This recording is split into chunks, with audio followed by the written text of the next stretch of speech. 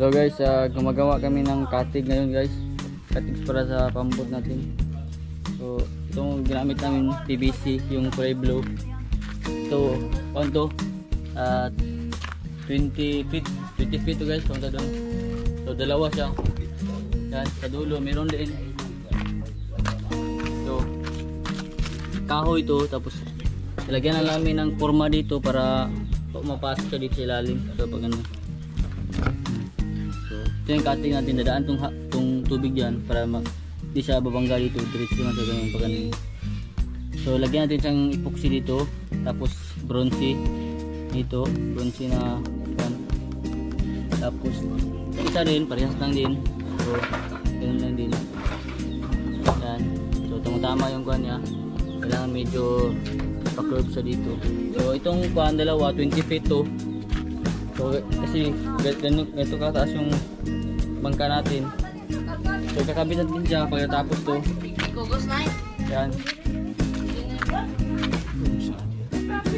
So may butas dito para sa bronze na kuhan natin. Hindi natin pasok. So isang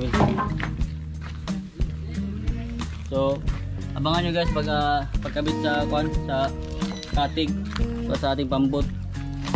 So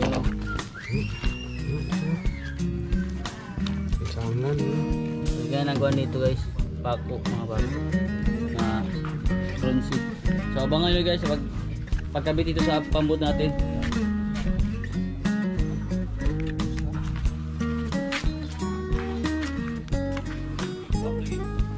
Itong PVC na to, yun yung makapal na klase kasi para patibay siya. Kaya kulay blue din siya kasi yung mata natin kulay blue din. So tamang tama. So isang PVC na kulay orange, pangit yun kasi madaling makuha yun, mabasag, madaling mag-crack. So ito yung pinili namin.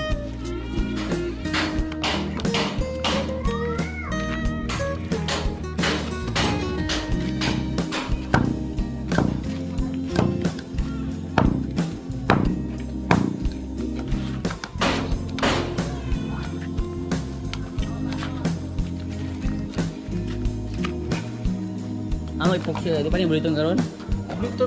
Karon na? Ito epoxy na ito. Pwede ng lansang ordinary ganito. Naman kay bronze lansang? Bronze, naman kung lansang kayo. Asang yung butang ho? Lansang, Bahon na eh. Naman ito, kita na. Okay, pambisan dito. So guys, ito nga may epoxy na tayo, dalawa, 1 liter to bawat isa. So minimix natin dito. So ito guys, napaka-importante na kailangan itong ilalim natin dito, kaya hindi malagyan hindi mapasukan ng tubig dito kasi bibigat yan, tapos yung bangka natin siyempre bibigat din.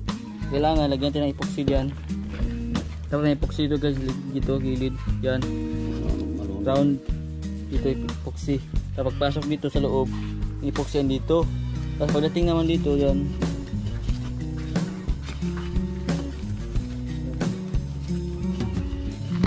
dito pag napasok ito, lagyan na naman epoxy dito. Yan, libot, dapat libot yun. So doble yung epoxy dito, dito saka dito pagpasok. Yan, ito rin sa labas. So tapos kailangan natin na may lagyan ng bronze na pako. So yan, ito yung pangkuha natin yung bronze.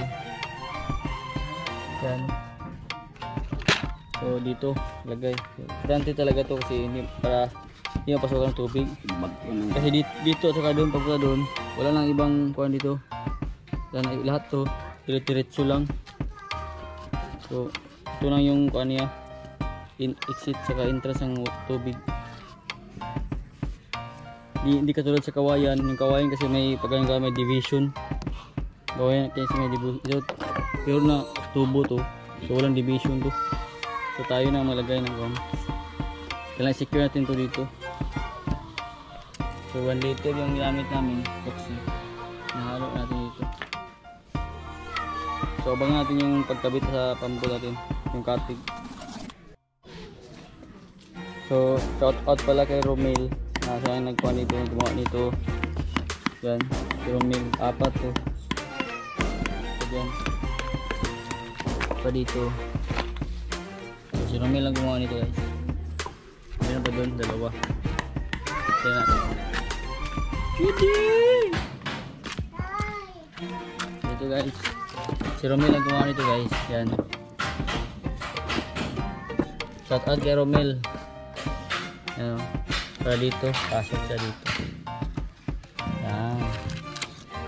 Ito pala. Kabila isa. Yan. Tama lang. So number, ano yata to? Hindi ko nakalimutan kung ano number ng epoxy o ano to, ng PVC.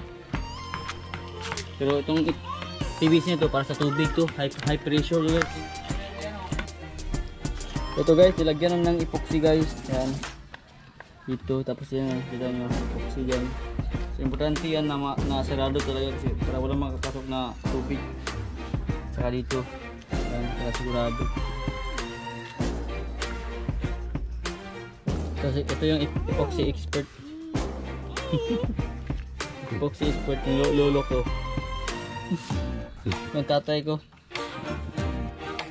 Ang iba tayo sa Facebook mo. Hmm. Sige siya mo sana. Oh.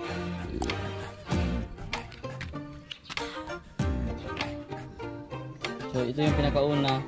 Meron pa doon. Meron pa dalawa doon. So ito yung nauna. So abangan natin ang next na natin. Pagkabit.